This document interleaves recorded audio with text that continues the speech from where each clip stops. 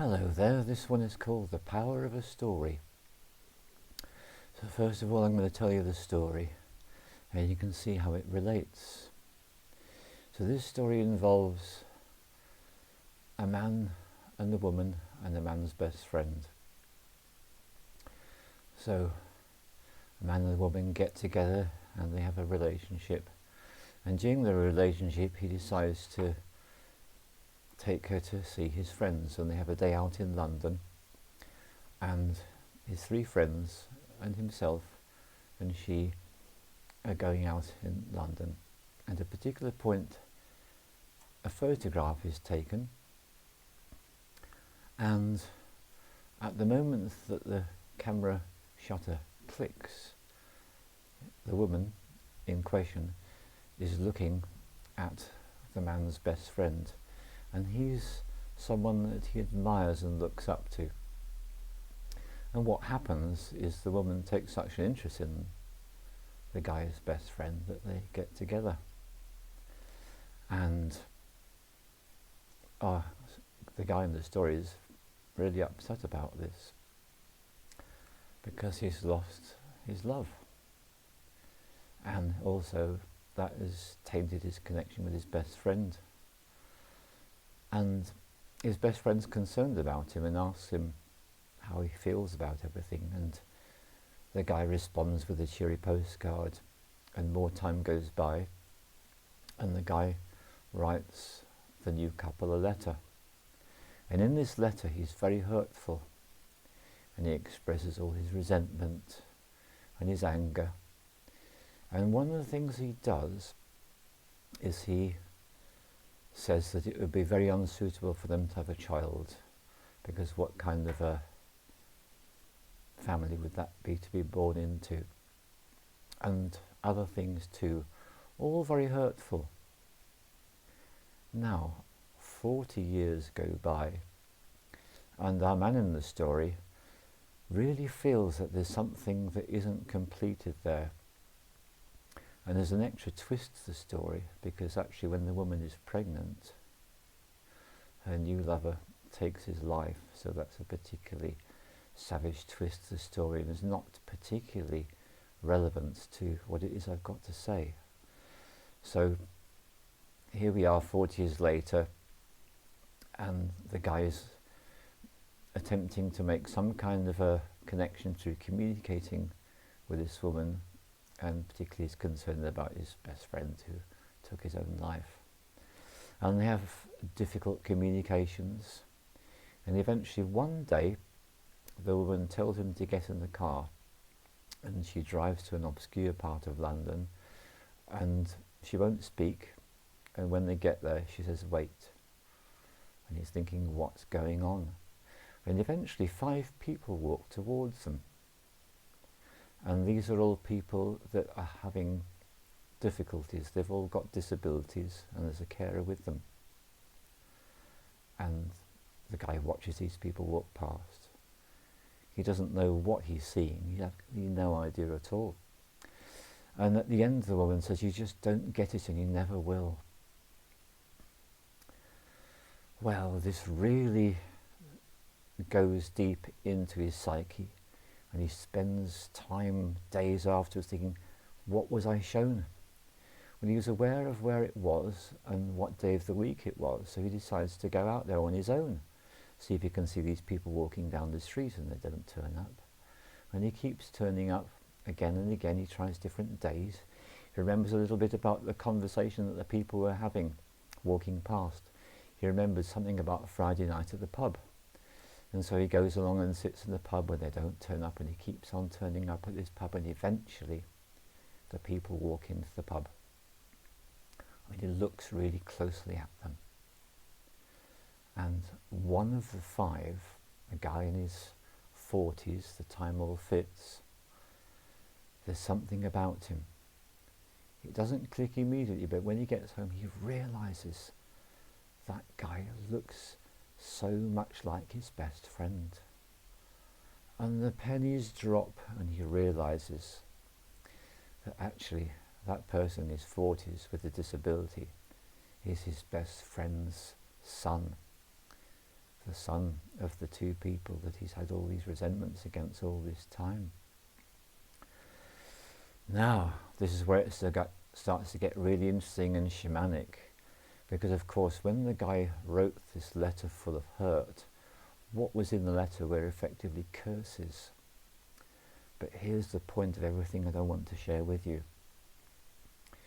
What the woman did before she took him to see her son is she sent him a photocopy of the letter that he's written all those years ago. Because here's the thing, that guy wrote that letter all that time ago. He wasn't thinking about it. He had no idea he'd even written it. It's just lost in the midst of time. But when he receives the photocopy of that very letter and he reads the hurtful words that he's written, he's full of remorse. And he starts to realise what a difficult life this woman has had, that her lover committed suicide, and she was bringing up this disabled child that eventually she couldn't cope with, and he had to go and be looked after in care. So here's the rub. The rub is as follows. The letter that he wrote, he didn't think much about, but the woman and her partner, before he committed suicide, they read it, and the woman kept it. Her lover died, the baby was born, the baby grew up, and she kept that letter. And she must have looked at that letter again and again. So what was happening is that the story that the guy had written in the letter about, oh, you shouldn't have a child, you shouldn't bring a child into the world the way you two are, you're not fit for looking after a family, all this stuff, she'd taken it on board, hook, line and sinker, and she had turned that story into her life. And what she had done is she'd chosen to make an event. Because let's face it, in life things happen. People get born with disabilities, but it was so much more for her. For her, that was her first lover coming out with all this negativity and all this hurtfulness. And for her, that letter was a curse. And so she'd been dwelling on it for all those years. And so what for him was just an outburst of anger and rage and resentment had actually become a part of this woman's life. And by sending that photocopy to him, she was therefore giving him that story back. So they're now both in this situation of feeling so very bad. And this is a curse. So here's the thing about a curse. The power of the curse in this story only exists because she chose to take that letter on and take it seriously, and to dwell on it for 4 decades, and to reconnect that information with her former lover. So as a shaman, what I would say in a situation like this is that there's an opportunity, and that's what the guy was doing by attempting to get back into this woman's life and bring up some sort of a conversation and a resolution. There was a possibility here. And if those people had been to see a shaman, what the shaman would say is as follows.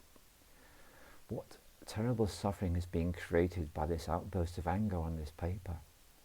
The very best thing you can do is burn the letter, and the photocopy of the letter you sent to your former lover, ask him to burn it too, and to let go, to pass the page.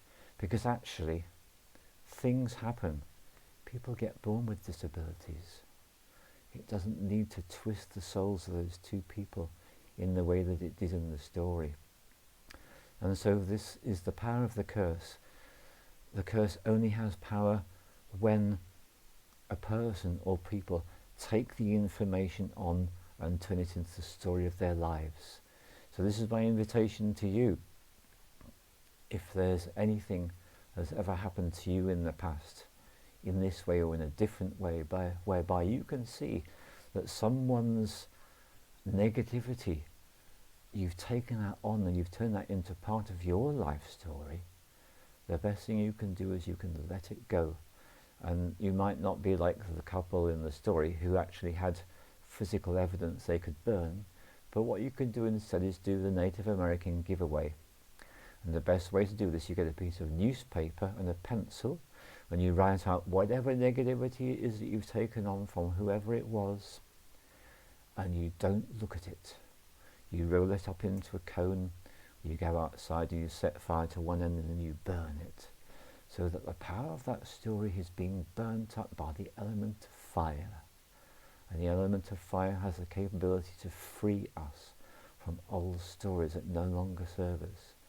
And the fire has the power to literally disperse and deactivate that curse.